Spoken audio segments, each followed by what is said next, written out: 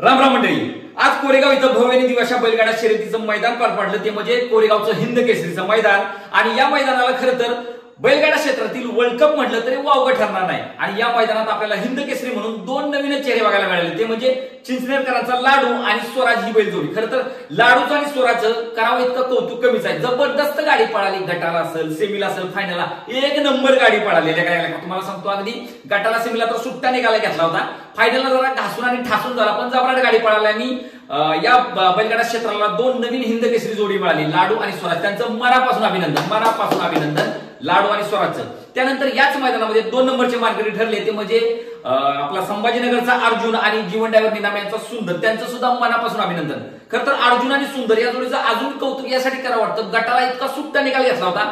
त्यानंतर सेमीला पण जबराट गाडी पळालेली आणि फायनलला सुद्धा जबरदस्त गाडी पळाली आणि या मैदानामध्ये 2 क्रमांकाची मानकरी ठरली. मित्रांनो, खरं तर सेमीला ह्या गाडीच्या थोडासा निकालाचा वाद थोडासा पेटला होता, पण मोठं मैदान आहे, क्षुल्लक गोष्टी होत राहतात, यावर लक्ष देणं गरजेचं नाही. खरं तर कोरेगावचं मैदान जबरदस्त आणि पारदर्शी मैदान पार पडलं आज.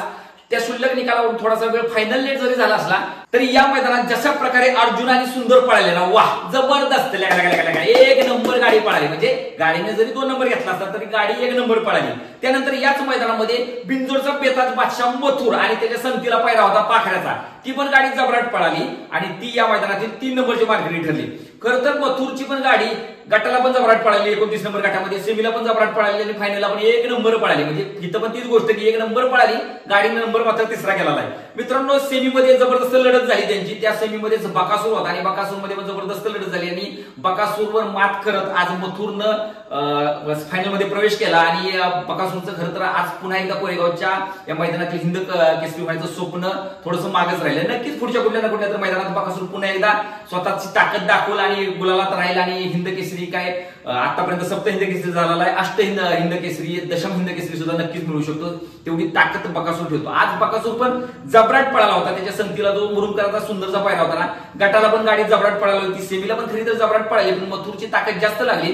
पब्लिकने गाडी होती मथुरची आणि जी पाखऱ्याची होती. आणि पब्लिकचं भितारा म्हणतो आपण मथुरला, त्याच्यामुळे त्यानं जी ताकदीनं शेवटच्या क्षणाला अशी जी बाजी मारली आणि मथुर फायनलसाठी पात्र झाला. आणि तिथंच बकासूरचं खरं तर या कोरेगावच्या मैदानातील जे हिंद केसरीचं स्वप्न होतं ते संपुष्टात आलं होतं.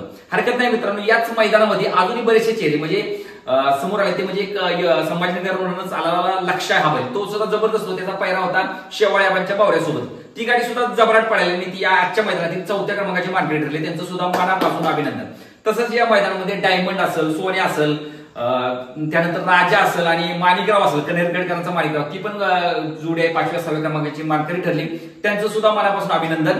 आणि त्यासोबत उत्तेजनार्थ जे बक्षीस होतं त्याला जे पात्र ठरली जी जोडी मागच्या वर्षीची याच मैदानातील 1 नंबर ज्याला मिळाला होता तो बलवा या मैदानामध्ये उत्तेजनार्थ खरं तर राहिला. हरकत नाही, पण गुलालात राहिला हे सर्वात महत्वाचं. बलमा आणि हरण्याची जोडी जबराट पळाली. त्यासोबतच पक्ष आणि टेस्टरची जोडी आणि बाहुले आणि वायरची जोडी जबराट पळाल्याने या तिन्ही गाड्या उत्तेजनार्थ बक्षिसात पात्र ठरल्या.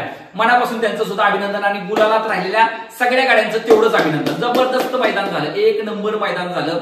म्हणजे कोरेगावच्या हिंद केसरी मैदानाला साजेश असे निकाल दिले गेले. पारदर्शी मैदान पार पडलं.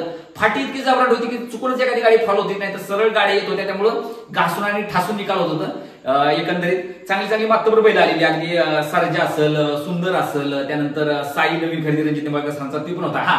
सुंदर आणि साईचं करावं इतकं कौतुक कमी आहे. अगदी गटाला पण जबराट गाडी मारलेली आणि सेमीला सुद्धा जबराट गाडी पळाली. अगदी टाकाटाकीत निकाल जरी झाला असला, फायनलला पात्र जरी नसली झाली तरी सुंदर आणि साई जबराट पळाली. 1 नंबर पळाली ती पण गाडी. त्यांचं सुद्धा करावं इतकं कौतुक कमीच आहे, सुंदर आणि साईचं.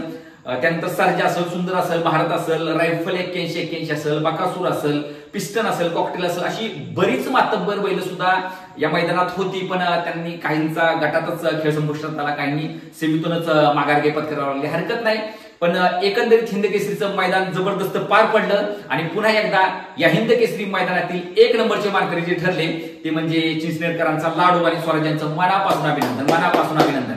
पुन्हा एकदा जेवढ्याही गाड्या गुलालात राहिल्या आणि जेवढ्याही गाड्यांनी या मैदानामध्ये सहभाग दाखवला त्यांचं सुद्धा अभिनंदन. भेटूया पुढच्या व्हिडिओमध्ये. तोपर्यंत राम राम.